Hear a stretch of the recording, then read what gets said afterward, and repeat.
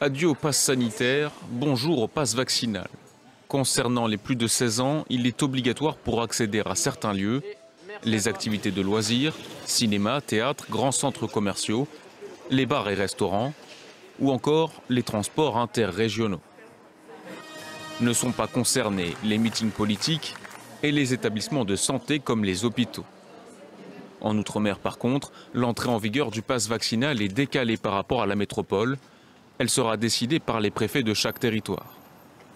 Le nouveau pass est créé pour inciter à la vaccination.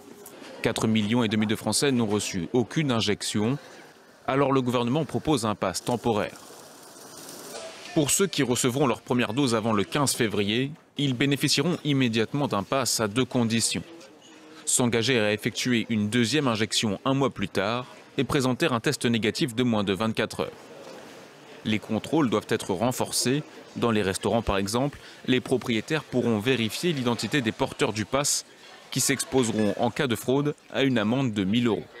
Du pass sanitaire au pass vaccinal, dans ce restaurant parisien, la transition semble simple. C'est exactement la même chose. Il faut présenter le téléphone et c'est le pass vaccinal qui apparaît.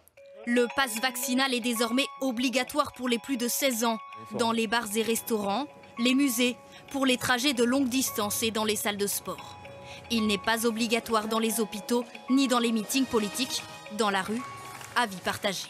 On sait bien pourquoi c'est fait, c'est pour décider ceux qui ne veulent pas jouer le jeu, de le jouer. Si on veut combattre la pandémie, il faut que tout le monde s'y mette. Je comprends ceux qui ne voulaient pas forcément se faire vacciner, mais qui s'engageaient quand même à faire des tests tous les 3 jours. Ça restait des gens honnêtes. Pour obtenir ce pass vaccinal, il faut soit un schéma vaccinal complet avec rappel, soit une vaccination partielle et une infection de moins de 6 mois, soit un certificat de contre-indication au vaccin. Autre nouveauté, les gérants d'établissements peuvent demander une preuve d'identité de leurs clients en cas de doute sur l'authenticité de leur pass vaccinal, un contrôle qui divise. Je ne crois pas que ce soit leur mission. Après, s'il faut vraiment le faire, je pense qu'il faut le faire sur une période très courte. Si on me demandait ma carte d'identité, comme j'ai faim, je la montrerai, ma carte d'identité, il n'y a pas de souci. Ce restaurateur marche sur des œufs. Il ne contrôlera que l'âge par crainte de tension avec certains clients. Pourquoi vous lui avez demandé sa pièce d'identité à lui plutôt qu'à un autre? Parce que vous aviez une suspicion sur quoi vous l'aviez? À part sur l'âge, j'en vois pas d'autre. L'âge comme critère, mais est-il réellement contrôlé? Dans plusieurs restaurants, nous avons utilisé le pass vaccinal d'une autre personne. La date de naissance figure dessus. Son âge, 56 ans, ne correspond pas au nôtre. Pourtant, les serveurs scannent notre pass. C'est parfait. Sans contrôle, cette serveuse l'assume. Une gamine de 16 ans qui vient avec un truc de 50 ans, je suis censé vérifier.